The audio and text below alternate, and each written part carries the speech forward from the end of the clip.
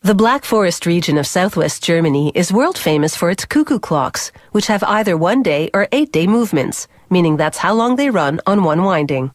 The standard feature is a little bird that emerges and cuckoos when the clock strikes.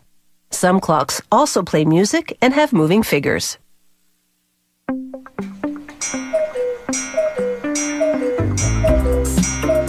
The intricate carvings that decorate many cuckoo clocks start out as a block of linden, a soft wood that's easy to carve. An artisan first outlines the basic shape using a stencil and paint, then cuts it out with a jigsaw. Here he's cutting 3 blocks at once. To steady the piece, he mallets it to nails protruding from a block of wood. Then he begins carving, using up to 50 different knives to sculpt exceptionally fine detail. The clock cases these carvings decorate are made of pine or plywood, depending on the model. Often a case has no carving at all. Instead, an artist paints an elaborate design.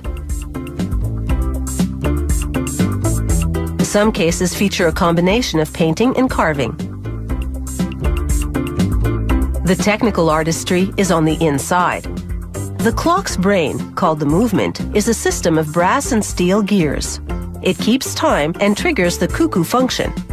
The components and configuration vary according to whether it's a 1-day or 8-day movement.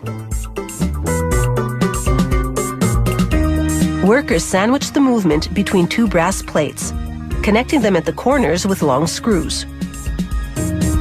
Then on the outside, they install the mechanism that times the chime.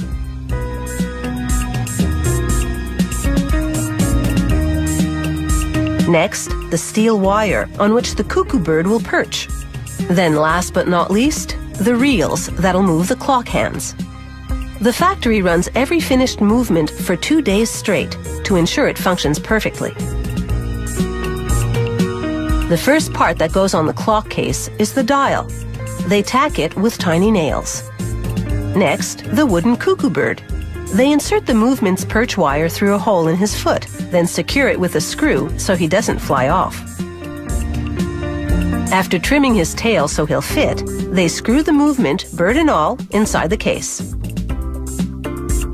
Next, the steel wires that operate the components that produce the cuckoo sound. We'll see them shortly. And finally, the dial's wooden hands. Every cuckoo clock has 2 chains that regulate the speed at which the movement gears turn. As we see here in slow motion, an automated machine makes these chains 1 link at a time by first cutting and then bending pieces of brass wire. Each chain goes into the case through a hole in the bottom, then onto a wheel in the movement, then back out through another hole in the bottom of the case. S-hooks go onto the ends. These will hold cast iron weights that pull the chain. Workers rig up a small wire connecting the bird and the door. This opens the door when he comes out to cuckoo.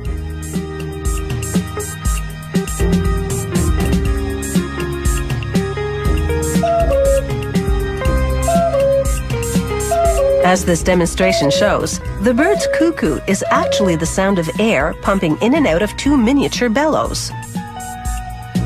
Before each cuckoo, the hammer on the end of this steel wire hits a tiny gong. The number of gong cuckoos indicates the hour. After connecting the bellows to the movement, there's just 1 step left: running a wire from the movement through the bottom for the pendulum. The technical choreography can now begin. Winding up the clock raises the chain, pulling up the weight on the end.